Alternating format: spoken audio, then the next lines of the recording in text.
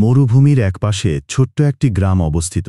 গ্রামের মাটির ছোট বাড়িগুলো লাল টুঙ্গি পাথরের তৈরি এবং সরু পাথরের রাস্তাগুলো গোলমেলে ভূদৃশ্যে এক অদ্ভুত পরিবেশ তৈরি করেছিল। সন্ধ্যার সূর্য যখন ধীরে ধীরে গলে যাচ্ছিল, তখন মরুভূমির বালির ওপর সোনালি আলো নেমে আসছিল। গ্রামের পুরনো মসজিদের মিনারটি সূর্যের শেষ আলোর সঙ্গে নীল আকাশে জ্বলজ্বল করছিল। ঢাকার এক তরুণ সাইফুল ইসলাম গবেষণার উদ্দেশ্যে মরুভূমির ওই ছোট গ্রামটিতে এসেছেন। তিনি ইরাকের একটি বিশ্ববিদ্যালয় থেকে ইতিহাসে স্নাতকোত্তর করেছেন এবং বর্তমানে এই অঞ্চলের প্রত্নতত্ত্ব সমীক্ষায় কাজ করছেন। কাজের চাপ থাকলেও সাইফুল একজন ধার্মিক মানুষ। তিনি প্রতিদিন 5 ওয়াক্ত নামাজ আদায় করেন এবং সবকিছু আল্লাহর ইচ্ছা অনুসারেই ঘটে বলে বিশ্বাস করেন। হাসান রুদ্ধ গলায় বলল, ভাই সাইফুল, রাতে এ এলাকায় একা বের হওয়া ঠিক হবে না। গ্রামের বড়রা বলেন এখানে জিন থাকে। সাইফুল শান্ত কণ্ঠে উত্তর দিল, আমি আল্লাহর সাথে আছি, তাই ভয় পাই না। তবুও তোমার সতর্কবার্তা গ্রহণ করছি হাসান। পরদিন সকালে সূর্য উঠতেই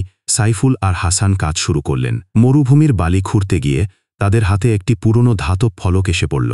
সাইফুল সেটি হাতে নিয়ে মনোযোগ দিয়ে পড়তে শুরু করলেন। ফলকের উপর আরবি হরফে লেখা অক্ষরগুলো ধীরে ধীরে পরিষ্কার হতে লাগল। তাতে লেখা ছিল যে এখানে প্রবেশ করবে তার জন্য আল্লাহ ছাড়া আর কোনো আশ্রয় নেই। হাসান কাঁপতে কাঁপতে বলল, এত পুরনো লেখা কারোর পক্ষে বুঝে ওঠা মুশকিল। সাইফুল গম্ভীর স্বরে উত্তর দিল, ভয় পাওয়ার কারণ নেই। আল্লাহর কাছে আমাদের দোয়া সবসময় গৃহীত হয়। এই ফলকটি হয়তো কোনো পুরনো মসজিদের অংশ। আমরা সতর্কতার সঙ্গে কাজ চালিয়ে যাব।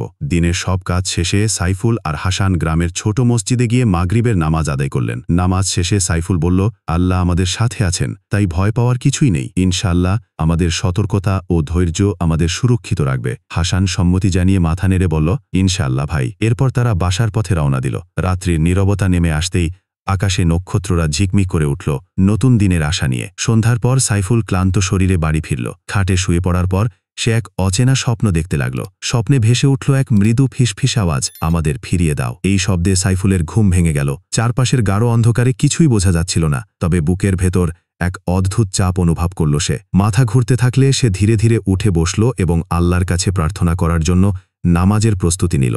সকালে হাসান জেগে দেখল তার শরীর কাঁপছে এবং জ্বর এসেছে। সে সাইফুলকে জানালো যে রাতে তার জ্বর এসেছিল ও সে দুর্বলতা অনুভব করছে। এই খবর গ্রাম জুড়ে ছড়িয়ে পড়লে মানুষ আতঙ্কিত হয়ে পড়ল। খোঁজাখুঁজিতে জানা গেল গ্রাম থেকে কিছুটা দূরে একটি গরু অদৃশ্য হয়ে গেছে। মরুভূমির দিকে তাকিয়ে কেউ কেউ ছায়াময় কোনো প্রাণীর মতো কিছু একটা দেখতে পেয়েছে বলেও বলাবলি করছিল।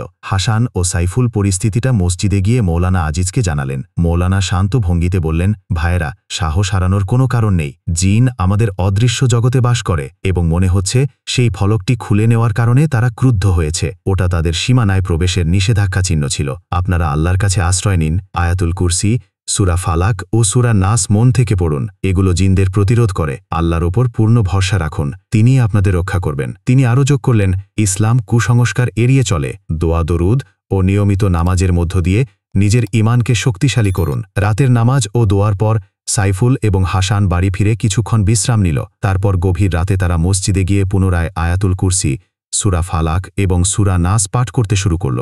দুই বন্ধু উচ্চস্বরে আল্লাহু আকবর বলে আল্লাহর সাহায্য প্রার্থনা করল এবং একে অপরকে সাহস দিল। ক্ষীণ আলোয় আল্লাহর রহমতের আশ্রয়ে নিজেদেরকে সুরক্ষিত বোধ করছিল। সাইফুল দৃঢ় সংকল্পে বলল, ইনশাআল্লাহ আল্লাহ আমাদের সঙ্গে আছেন। হাসান স্বস্তিতে মাথা নেড়ে বলল, ইনশাআল্লাহ। ভোরের নরম আলো গ্রামকে ঘুম থেকে জাগিয়ে তুলল। সাইফুল, হাসান এবং মৌলানা আজিজ একসঙ্গে প্রাচীন ধ্বংসাবশেষের দিকে এগিয়ে গেলেন। পথে সাইফুল পেছনে একবার ফিরে উচ্চস্বরে বিসমিল্লাহির রহমানির রহিম পড়তে শুরু করলেন। মরুভূমির বালির স্তূপ কেঁপে উঠল। হঠাৎ তা থেকে ধোঁয়ার মতো এক কালো ছায়া অশরীরী রূপ নিয়ে সামনে এসে দাঁড়াল। হাসান ভয় পেয়ে পিছিয়ে যেতে চাইল, কিন্তু সাইফুল শান্ত স্বরে বলল, ভয় পাবেন না, আল্লাহ আমাদের সঙ্গে আছেন। কুয়াশার মতো কালো রূপটি গর্জে উঠল, কিন্তু সাইফুল উচ্চস্বরে আয়াতুল কুরসি পড়তে থাকলেন। ধীরে ধীরে কালো ছায়াটির ভঙ্গি নরম হতে শুরু করল এবং অশরীরী রূপটি মিলিয়ে যেতে লাগল। ভোরের পূর্ণ আলো ফুটলে তারা গ্রামে ফিরে এলো। তাদের প্রত্যাবর্তনে গ্রামের সবাই স্বস্তির নিঃশ্বাস ফেলল। মৌলানা আজিজ সবাইকে বোঝালেন যে সবকিছু আল্লাহর ইচ্ছাতেই ঘটেছে এবং তিনি তাদের ঈমানের প্রশংসা করলেন। জানা গেল হারিয়ে যাওয়া গরুটিও নিরাপদে ফিরে এসেছে এবং ফলকটি আবার মাটির গভীরে পুঁতে রাখা হয়েছে। এই ঘটনার পর গ্রামে শান্তি ফিরে এলো। সাইফুল উপলব্ধি করল যে তার সাহস ও ঈমানই তাকে বিপদ থেকে রক্ষা করেছে। গ্রামের মানুষ আল্লাহর রহমতের প্রতি কৃতজ্ঞ হয়ে উঠল। তারা শিখল যে আল্লাহই সর্বশক্তিমান এবং তার ইচ্ছার বাইরে কিছুই হয় না। অদেখা শক্তির সম্মুখীন হলেও ধৈর্য ধারণ করতে হবে এবং সর্বদা আল্লাহর আশ্রয়ে থাকতে হবে।